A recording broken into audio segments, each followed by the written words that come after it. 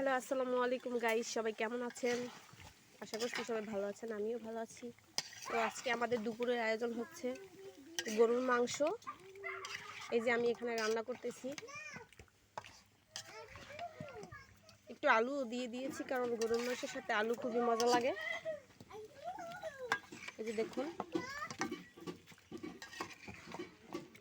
কারণ আলু না হলে চলেই না, আলুটা সবাই একটু পছন্দ করে। আর এই যে দেখাচ্ছি আপনারা, এই যে গরুর গোশ এখানে, আর এখানে আছে মুরগির গোশ। তো ওটা রান্না হলে আমি এটা বসাবো। এই যে দেখুন, এখানে আছে মুরগির গোশ। এই যে